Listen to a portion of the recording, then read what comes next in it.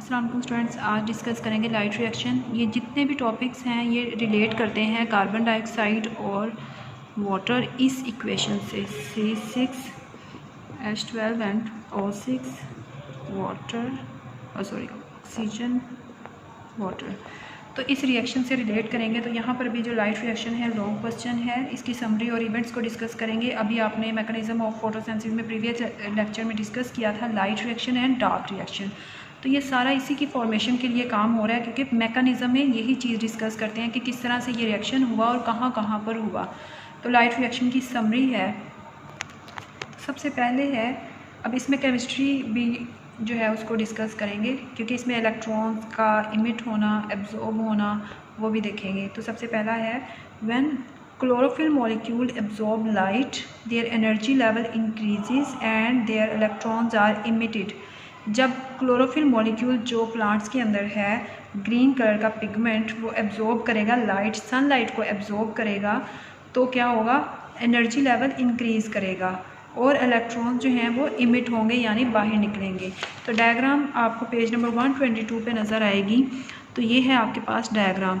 तो ये है आपके पास क्लोरोफिल मॉलिक्यूल, इसने क्या किया, एनर्जी ली, सनलाइट ली फोटॉन्स की फॉर्म में, और क्या हुआ, यहाँ पर देखें इलेक्ट्रॉन्स जो हैं वो इमिट होते हुए आपको नज़र आ रहे हैं। 2e- मतलब 2 इलेक्ट्रॉन्स जो हैं वो निकल रहे हैं और फर्दर आगे ये चेन बनेगी। तो उसके बाद जो नेक्स्ट पॉइंट है वो क्या है, electrons are pass to electron transport chain to produce ATP। ये क्यों पास हो रहे हैं, ताकि ATP मॉलिक्यूल को प्रोड्यूस कर सकें। तो electrons are pass to electron transport chain to produce ATP। Third one है light also breaks water molecule photolysis. Photolysis क्या है,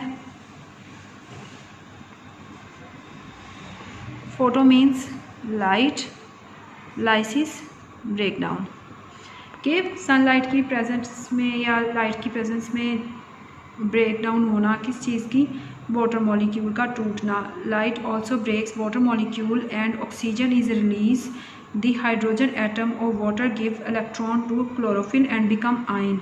अब ये भी आप डायग्राम से देखिए कि किस तरह से हो रहा है। ये डायग्राम में आपके पास इलेक्ट्रॉन यहाँ पर मूव करता हुआ आया है और उसने क्या किया, energy for the senses of ATP। आप यहाँ पर इलेक्ट्रॉन ट्रांसपोर्ट चेन इसलिए कह रहा है कि यहाँ पर इलेक्ट्रॉन्स जो हैं वो फ्लो कर रहे हैं, और क्लोरोफिल मॉलिक्यूल अगेन लाइट, और फिर यहाँ पर भी इलेक्ट्रॉन्स जो हैं वो मूव कर रहे हैं। अब यहाँ पर आपको देखें तो सबसे पहले वाटर जो है वो टूट रहा है। अभी आपने बताया कि किस तरह से वाटर जो है वो टूटेगा, फोटोलाइसिस होगी, तो उससे क्या मिल रहा है, इलेक्ट्रॉन, और साथ लाइट भी मिल गई। अब ये जो इलेक्ट्रॉन्स हैं मूव कर रहे हैं ट्रांसपोर्ट चेन पे, ट्रांसपोर्ट चेन पे मूव करते हुए इन्होंने अपना काम करना है। और ये सारा काम क्यों हो रहा है लाइट रिएक्शन का, ताकि प्रॉपर तरीके से फॉर्मेशन हो सके किस चीज़ की, ये जो आपने कार्बन डाइऑक्साइड और वाटर का आपने सारा बताया कि ये रिएक्शन होगा। तो ये रिएक्शन इस तरह से होता है लाइट रिएक्शन का।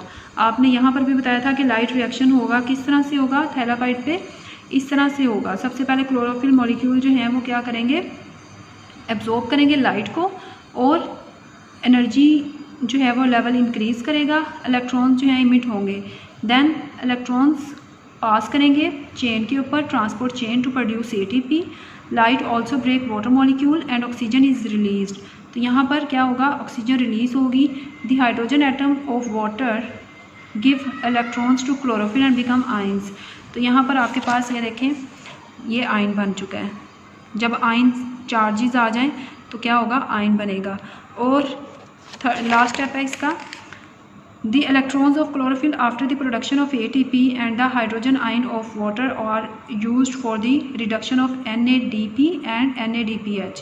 तो ये रिडक्शन के लिए यूज़ होंगे। अब NADP और NADPH एक्चुअली जो है ये भी एनर्जी ही है, और coenzyme that electrons and hydrogen ions and thus reduce to NADH, ये आपने एज इट इज़ करना है, और इसके पॉइंट्स को भी आपने एज इट इज़ लर्न करना है, और इसकी डायग्राम को भी।